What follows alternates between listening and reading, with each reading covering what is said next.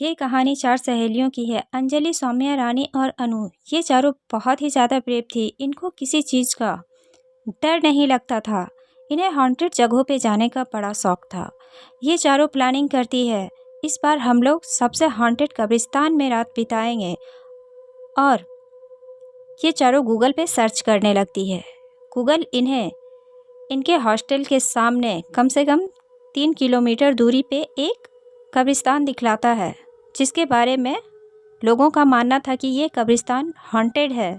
ये main road के सामने था, लेकिन फिर भी किसी में ये हिम्मत नहीं होती थी कि कोई उसके पास से गुजरे, क्योंकि कई बार लोगों ने वहाँ से बड़ी ही भयानक आवाज़ें सुनी थी। ये आवाज़ें इतनी खतरनाक होती थी कि लोग डर से कांपने लगते थे। और उस कब्रिस्तान के अंदर लोगों को कुछ ऐसे लोग भी दिखाई देते थे जो बहुत ही ज़्यादा डरावने और बहुत ही ज़्यादा भयानक थे। ये चारों अपने हॉस्टल से चुपके से निकलती हैं और अपनी फ्रेंड की ही एक कार लेकर के उस कब्रिस्तान की ओर चल देती है। और सेमेट्री में सन्नाटा फैला हुआ था। उन्हें वहाँ जाने में कोई दिक्कत नहीं हुई। उन्हें वहाँ पे भूत प्रेत की कोई फीलिंग ही नहीं आ रही थी, लेकिन सन्नाटा बहुत ज़्यादा था। उन्हें वहाँ भूत प्रेत की कोई फीलिंग नहीं आती है तो चारों वहीं पे टेंट लगा लेती है कि मज़ा नहीं आ रहा है, कुछ फील ही नहीं हो रहा है, यहाँ पे कुछ नहीं है। और लोग बढ़ा चढ़ा करके बातें करते हैं और टेंट के अंदर वो लोग हॉरर मूवी देखने लगती हैं। तभी उन्हें अपने टेंट के ऊपर हलचल सी महसूस होती है और ऐसा लग रहा था कोई टेंट को उखाड़ करके फेंक देगा। कब्रिस्तान के अंदर से डरावनी आवाज़ें आना चालू हो जाती है और इधर कोई टेंट के चारों ओर चक्कर लगा रहा था और एक बच्चे की रोने की आवाज़ सुनाई देने लगती है। रानी डरने लगती है। वो डर से अंजलि को पकड़ लेती है। इधर अंजलि कहती है, कुछ नहीं है यार, लगता है राकेश आ गया है, हमें डरा रहा है। उसे पता था कि हम लोग यहाँ आ रहे हैं।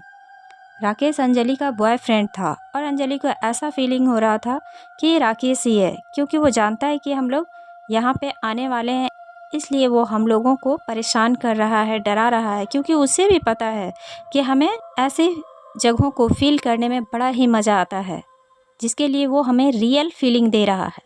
तुम्हें डरने की ज़रूरत नहीं। और अचानक रानी की नज़र टेंट के ऊपरी हिस्से में जाती है और वो ज़ोर से चीखती है, हाथ, एक हाथ है टेंट के अंदर।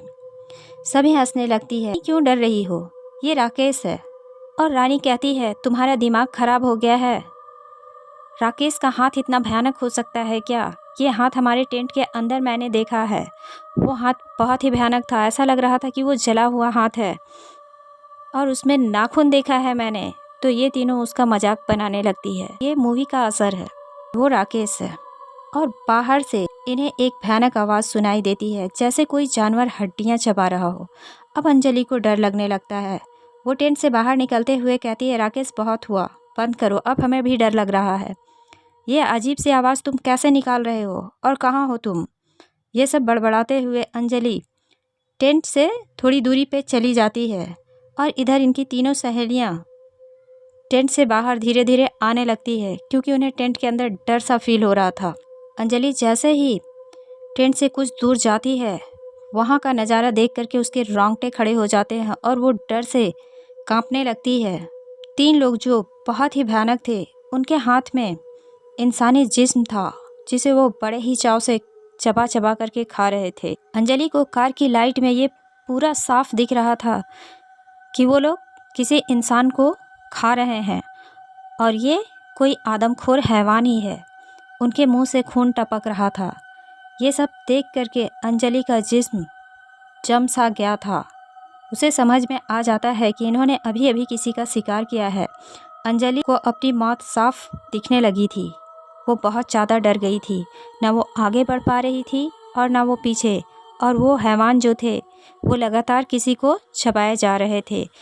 हड्डियां चबाने की आवाज़ उनके टेंट तक जा रही थी, जिसे ये लोग मजाक में ले रहे थे। इन्हें ऐसा लग रहा था कि राकेश मजाक कर रहा है, पर राकेश का वहाँ नामो निशान नहीं था। कि तभी अंजलि को किसी ने खींचते हुए कार तक लाया और उसकी सहेलियां पहले से ही भागकर कार में बैठ चुकी थी, क्योंकि उन्होंने भी उस नज़ारे को फील कर लिया था, देख लिया था, वो बहुत ज़्यादा डरी हुई थी और बहुत ज़्यादा सहमी हुई थी। तभी राकेश कहता है कि कार स्टार्ट करो अंजलि, यहाँ रुकना तुम्हारे लिए सेफ़ नहीं है। जैसे ही कार स्टार्ट होती है उन तीनों की नज़र इन पे पड़ जाती है और वो कार का पीछा करने लगते हैं। अंजलि नॉन स्टॉप कार भगाए जा रही थी और वो पसीने से तरबतर हो गई थी। उसकी हार्ट स्पीड बहुत ज़्यादा बढ़ चुकी थी। तभी कार में धड़ाम की आवाज़ होती है। ऐसा लग रहा था आज मौत पक्की है। राकेश कहता है अंजलि कार मत रोकना, इसे मैं देखता हूँ, तुम कार चलाती जाओ, तुम कार मत रोकना। मुझे खा के भी इसका पेट नहीं भरा। और राकेश हवा में लहराता हुआ कार से बाहर आ जाता है और ऐसा लगा कि कार के ऊपर जो चीज़ थी वो कार से नीचे जा चुकी है। और अंजलि बदहवास सी कार को भगाए जा रही थी। उसे कुछ भी समझ में नहीं आ रहा था कि उसके साथ क्या हो रहा है, राकेश के साथ क्या हो रहा है, राकेश कहाँ गया। वो कार को नॉन स्टॉप भगाते भगाते हॉस्टल तक पहुंच जाती है। उसका दिमाग काम नहीं कर रहा था। वो दौड़ती हुई हॉस्टल के अंदर रूम में जाती है, दरवाज़ा लॉक कर लेती है और बहुत देर के बाद इन्हें थोड़ा रिलीफ मिलता है और इन चारों को रात भर नींद नहीं आती है। ये चारों आपस में यही बात कर रहे थे कि आखिर वो चीज़ था क्या। वो कोई प्रेत तो नहीं लग रहा था, ऐसा लग रहा था कि वो कोई हैवान है जो उस शमशान घाट में इंसानों को खाया करता है। जब सुबह होती है तो इनको पता चलता है कि राकेश अब नहीं रहा। राकेश के घर से उन्हें कॉल आई थी कि राकेश उस सेमेस्ट्री में रात को गया था और वहाँ से उसकी डेड बॉडीज़ मिली है जो बहुत ही ख़राब स्थिति में है।